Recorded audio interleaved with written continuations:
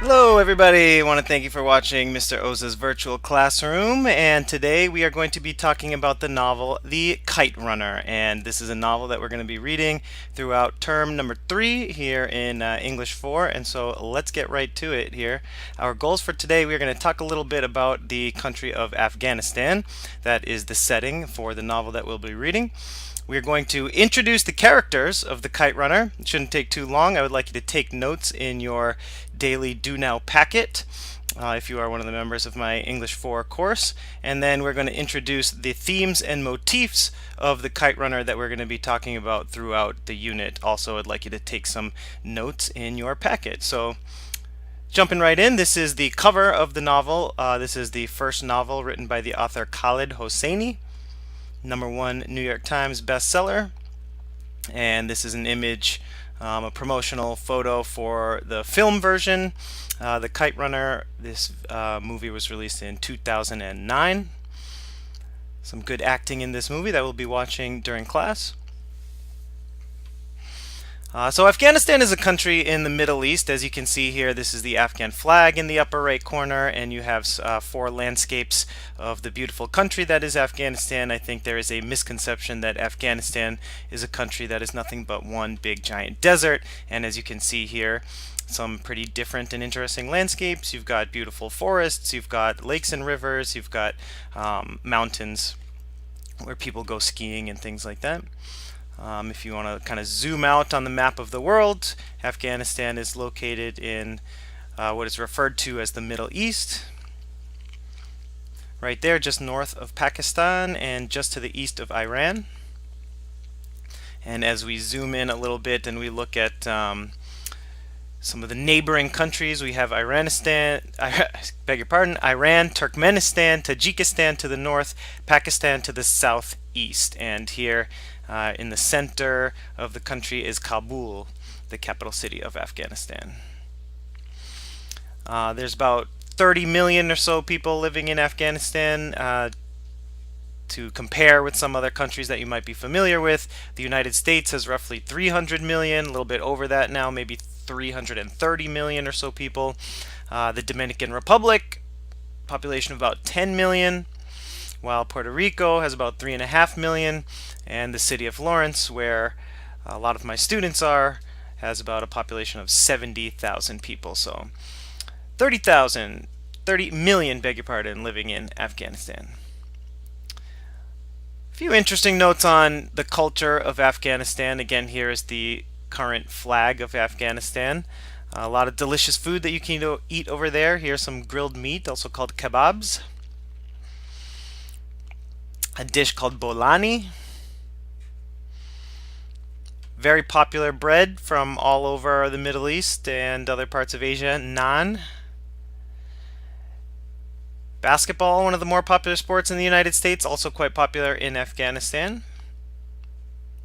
Afghan national basketball team won the gold medal at the 2010 South Asian Games. Soccer, or football, of course, a very popular sport in Afghanistan. Cricket, personal favorite of mine. Afghanistan, one of the up-and-coming top 10 teams in the world cricket scene. Cricket, a sport being very similar to baseball. So about the author of this novel, The Kite Runner, Khaled Hosseini, this novel and the character Amir, the main character, very, very loosely based on his life. There are some things that he and the main character have in common, such as growing up around Kabul and ending up in California. Aside from that, we don't know exactly the exact similarities between Hosseini and the character Amir, but we do know that the character is very, very loosely based off of him. Khaled Hosseini worked as a doctor before becoming a full-time author, and as I mentioned earlier, The Kite Runner is his very first novel that he wrote.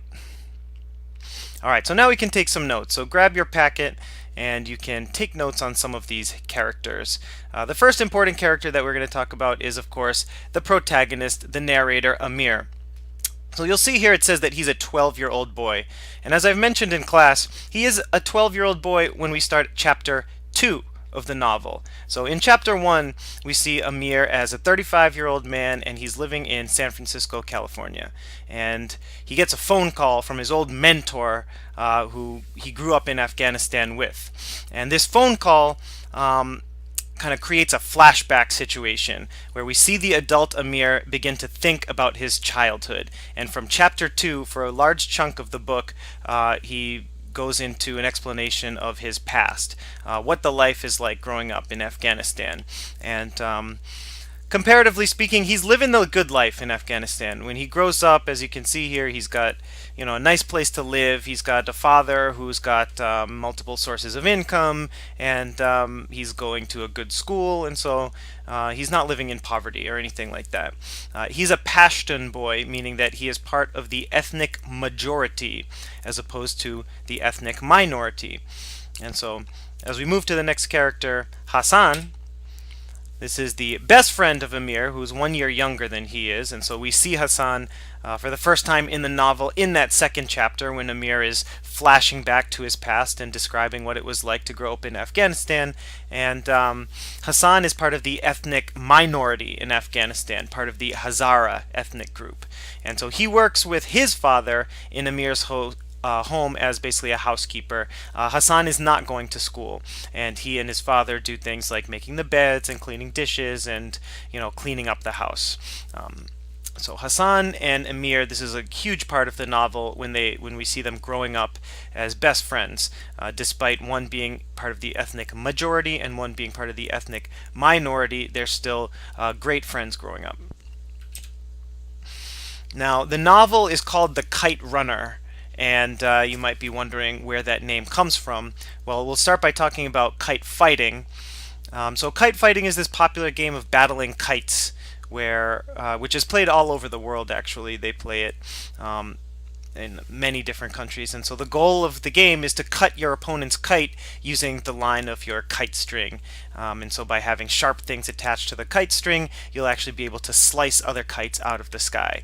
And so the kite runner is the person who runs after the loose kite and actually gets to keep that kite after the competition is over. And so Hassan is the best kite runner in all of Kabul. He has this almost magical ability to be able to know where that kite is going to land when it's sailing towards the earth after it's been cut out of the sky. So this novel called The Kite Runner is actually a reference to this character Hassan, who is not the main character but is a very important character in the story.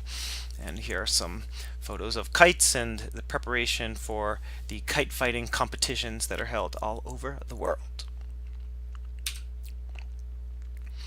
Alright, so next we'll talk about Baba, and maybe I can move myself out of the way here of Baba.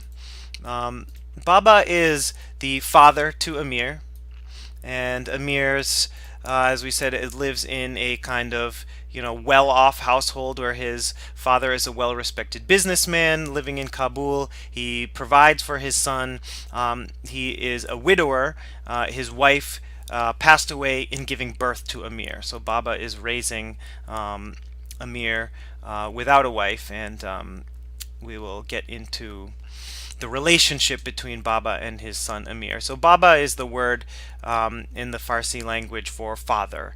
And so we actually, throughout the course of the story, we don't learn this character's actual name. He's just referred to as Baba.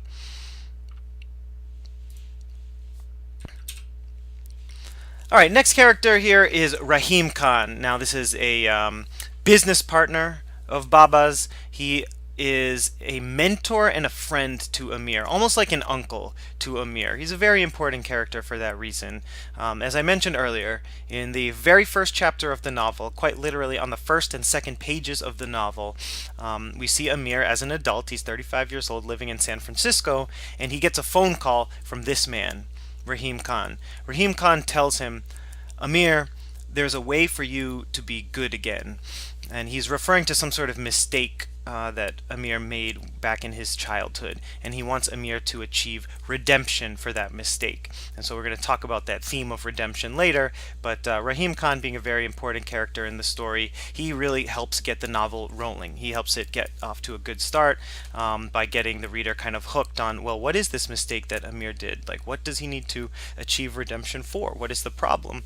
And so when we start the flashback in chapter 2, then we begin to learn about Amir's backstory, and we find out exactly what he did in his past that was so bad. Okay, next character is Ali. Now, this is the father to Hassan. He is the housekeeper for Baba and Amir. He and his son Hassan, they take care of the house and do kind of, household duties, keeping it clean and things like that. He has polio. He has a crippled leg, which is an interesting motif in the novel, although in the movie version they choose not to go with that. And so in the movie that we'll be watching, he doesn't have polio, he doesn't have a crippled leg. For whatever reason, the filmmakers decided to kind of skip that. And so Ali is very protective over his son Hassan, and we'll be noticing that as we read the novel. And the next character is Asef. And Asef is a 14-year-old boy when this flashback back to Kabul, Afghanistan begins, and he is a bully to Amir and Hassan. And so I don't want to get into details of the plot quite yet because we want to read that during class, but he serves as the main antagonist of the novel. And so Amir and Hassan will come across Asef in their travels, and it's a tough experience every time they interact with Asef. Okay, so that's going to do it for the main characters. Of course, there are some more main characters, especially ones that appear later on in the novel. But for now, let's jump into talking about the themes and motifs. And we'll start with the themes. And again, make sure that you're following along in your packet, and you can write down a few notes, as that'll help you throughout the unit. So, what is a theme? A simple way that I like to explain it is a theme is just a deep topic, a big idea or a concept that the author wants to focus on. So why is the author writing this book? Well, this particular author, Khaled Hosseini, is explaining a little bit about what Afghanistan is like, and a little bit about the background of some things that he grew up with. But there are also deeper reasons as far as why the author wants to write a novel, and one of those reasons is to share some thematic ideas. So that's what themes are. All right, the first theme that we'll talk about is redemption. Mentioned earlier that Amir is on a quest to achieve redemption. I'll move myself back down into the corner here. Keep calm and redeem yourself. So what is redemption? First of all, redemption is when you do something bad, you'd like to make up for that mistake by doing something good. You would like to be able to redeem yourself when you make a mistake. For example, if a student does poorly in a class during the first semester of a particular course, they might get a low grade. They might want to redeem themselves by achieving a high grade in the second semester. So en español, cuando haces algo malo, intenta hacerlo mejor. So to redeem yourself. Amir is the main character who is on search for redemption. But as we really kind of dissect this novel, we'll notice that there are many other characters who are on their own searches for redemption. So if you want to try to connect this theme to your own life, or think about a few things where this theme might relate to your own life, what are some perhaps bad or negative things that you've done in your life? And then maybe what can you do to redeem yourself for those mistakes, if anything? And finally, is it important for you to redeem yourself after doing bad things? And how is this relevant to the story? Amir, as I mentioned, is on a search for redemption. He did something very bad during his past. Part of the hook of the story is when Rahim Khan calls Amir in the very first chapter and says, "There's a way for you to be good again." We don't learn until much later in the story, chapter 7, we didn't really learn what Amir did that was so bad. And so that is part of the author trying to hook you into the story. So can Amir redeem himself before the end of the novel? Alright, so now We're going to move on to our second theme. Here we see some military tanks coming from the north and going into Afghanistan. Here we see some political issues that might affect you. Ideas or concepts such as like the legal drinking age. In the United States right now, the legal drinking age is 21 years old.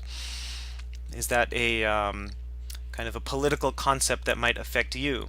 How do you feel on the topic of abortion? Do you want to keep abortion legal or do you want to stop abortion now? These are political issues that might impact your life. Right now, all across the United States, we are seeing the gradual legalization of marijuana for both medical and recreational purposes. Is this a concept that interests you, or a political situation that might have some sort of impact on your private life? The idea of gambling or betting money in a concept called the lottery. Is this something that affects you? There's a legal age of 18. If you're under that age, then you're not allowed to participate in gambling, legally at least. Driving age. Must be 16 years old to get a driver's license and pass a test. So these are all political concepts that affect our private lives. And so there's, hundreds if not thousands of political concepts that affect our daily lives. And so it's important and interesting to think about what those political concepts are that have an effect on you. And so when it comes to politicians themselves, we have a bunch of politicians in the news here. Once again, I can move myself out of the way, slide up for a second. We have already candidates on the Democratic side of the aisle who have decided to run for president to challenge the incumbent president in the year 2020. And so we have Kamala Harris here, we have Tulsi Gabbard, and we have Elizabeth Warren from Massachusetts, who are all going to be running for president. And so these are, it's not just political issues, it's the actual politicians who can have an effect on our everyday private lives. And so if we're going to kind of put a name to this idea and put a title to this theme, it's going to be theme number 2, the intersection of political events and private lives. En español, intersección entre las cuestiones políticas y su vida privada.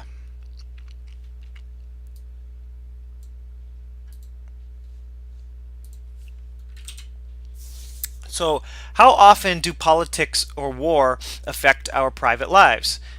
Judging by the pictures, the beer and the lottery tickets and the driver's license and stuff like that, those are just a few issues. How often do politics affect our private lives? Quite often, perhaps.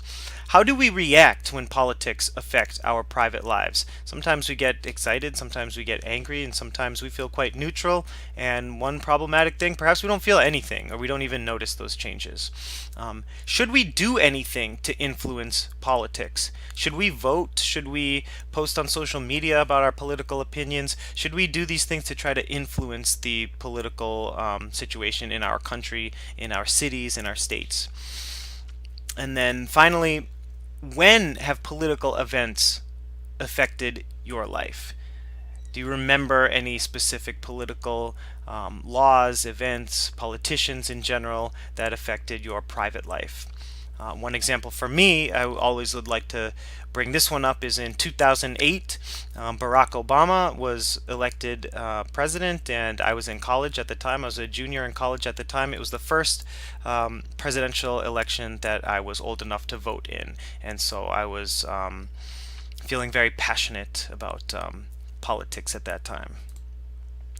How is this relevant to the story?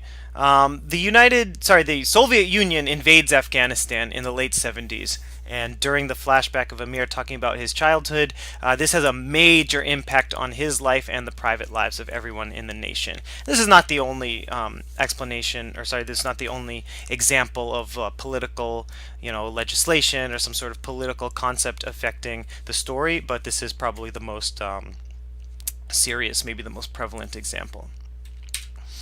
Alright, moving right along to the third theme. We have a book called Parenting for Dummies. Perhaps I should read that book. Alright, we've got what looks like a mother and a son here, hanging out, having a good time in the park. have a father and son here, perhaps making a little fruit salad, but also engaging in some conflict while doing so. So this leads us right into theme number 3, the love and the tension between parents and their children. El amor y la tensión entre los padres y sus niños. Okay, so what are relationships like between parents and their children? Are they good? Are they bad? Are they neutral? And does it depend on each particular relationship? How does this relationship impact a young kid? Does this relationship, or how does this relationship also impact a parent? Is the parent-child relationship an important one? Why or why not? What makes a good parent, and also what makes a good son or daughter? So I would like to think that this is a pretty easily relatable theme. How is this relevant to the story? Well, Baba and Amir have a very complicated relationship that changes over time. It's good at sometimes, it's bad at sometimes, it's just overall very complicated. And the relationship that Amir describes with his father, the character's name is Baba, it's one that we'll be tracking throughout the whole novel. We'll meet other characters later in the story who have a very complicated parent-child relationship. Obviously the main character that we'll be following is Amir and the relationship with his father, Baba. Okay, we're going to talk about some motifs now. 3 kind of major motifs that come up in the story. What is a motif? It's an object or an idea that repeats itself through a literary work. It's just a simple way of explaining it. I like to say a motif is just something that you see a lot of in the story. When you see a motif, when you see something that pops up a lot in the story, you know the author is trying to give you some sort of hint, some sort of sign that this is something that you should pay attention to. En español, un concepto que se repite a lo largo de una historia. All right, here we have a couple of hints at the first motif. This is a very complicated, strange-looking clock. A movie with Adam Sandler called Click. Pretty decent movie. It's a cool movie where he has this remote control that he can fast forward through time, and he can see, the end of his life, the middle of his life, and fast forward, rewind, and see different parts of his life. Back to the Future, another pretty cool movie where you see this guy Marty McFly going from 1985 back to 1955. And then there's, of course, part 2 and part 3, going into the future, going back into the past. Which brings us to non-linear storytelling, first motif. When you tell a story, but it's told out of order, the storyteller jumps from the past to the future, back to the present. En español, cuando le dices a una historia pero se dijo fuera de orden, el narrador salta del pasado al futuro. And so this is, as I've mentioned it, a few times already, the biggest example of nonlinear storytelling is like this big giant flashback during this novel, The Kite Runner. In chapter 1, Amir is 35 years old. In chapter 2, he starts thinking about his past. He starts thinking about growing up in Afghanistan at the age of 12 or so. And so, a popular example of nonlinear storytelling right now, if y'all seen the movie Bird Box, you see Sandra Bullock and her kids, boy and girl, as they travel down the river right at the beginning of the story, and then you see a flashback. You see this big long flashback building up to that moment. So you start in the present, and then you go into the past, and then you kind of catch up with that present story, and then you go back into more linear fashion to the end of the story. All right. A little more explanation. This is when a story is not told in a straight line. The story can move back and forth from the present to the past, or even into the future. What effects does this have on storytelling? Does it make it more interesting? Does it make it more complicated? Does it make it more fun? Does it make stories better? Is it confusing or is it cool? Is it a clever creative technique, or does it hamper the storytelling because it allows people to get confused? That is up for you to decide. Alright, moving on to our second motif that we'll be talking about, second of 3. I've seen this on a bumper sticker. Here are the symbols of some of the major religions in the world. This is a person just out in the woods, going for a hike, maybe feeling a little bit spiritual out on a nature walk. If you have seen a sunrise recently, a lot of people describe the sunrise as a very spiritual, even perhaps a religious experience. And so our next motif is religion and spirituality. Religión y espiritualidad. All right, so this is an opportunity for us to learn a little bit about the religion of Islam. And so there are the Sunni and Shia different kind of factions of the religion Islam. So we'll learn a little bit about both, and it'll also give us an opportunity to learn about how those two different ethnic groups, the Pashtuns and the Hazaras, practice Islam in those two different ways. Do you have to be religious in order to be a spiritual person? Some say that you can be spiritual without being religious. What is the right balance of religion in one's life? Also, what is religious extremism? Is it a good or a bad thing? And so in our work at the beginning of this unit, we learned a little bit about the Taliban extremist group, which has a presence in Afghanistan. And so we'll continue to track them and see what they're doing in our novel here.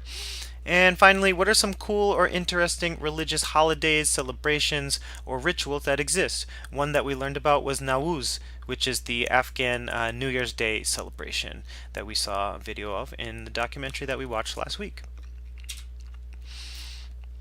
All right, moving on to our third and final motif. This is a traffic sign that says "Stop Abuse."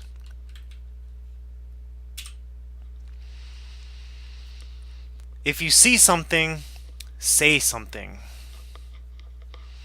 And that goes for, again, the concept of abuse. If you see someone, a family member, a friend, who is being abused mentally or physically, then it's a good idea to say something about it. Physical abuse and also sexual abuse. En español, al abuso físico, abuso sexual, o colsa. Okay, so there are 3 examples of rape and attempted rape in the story. So this is a very sensitive and very serious subject, so please be respectful, and please let the instructor know if you don't feel comfortable talking about any of these topics. So rape is violent. It's an attack on the victim's emotions and dignity.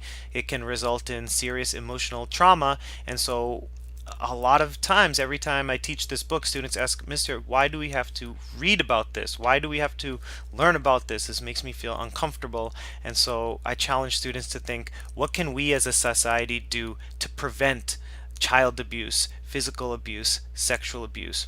What can we break down? What can we learn about in order to prevent this from happening to ourselves and our friends and our loved ones? So try and take this as a learning opportunity. All right, so to finish off, do you think that you have any theme or motif that is the most interesting to you? Think about it right now. Why do you find this theme or motif interesting? And then if you have space to write down in your notes, you can explain one personal experience that you have that connects with one of these themes or motifs. And so that's going to do it for our first video here of Term 3. I want to thank you for watching this video, learning about the characters, the themes, and the motifs here in the Kite Runner. So once again, thanks for watching. Ask Mr. Oza in class if y'all have any questions. Town, I put us down. Yeah, oh, then I keep dame chocha to my Shannon loca. In the kitchen, whipping that dope up, you can smell the odor. Plug on picture, we gon' hit it like we Sammy Sosa. Put that Billy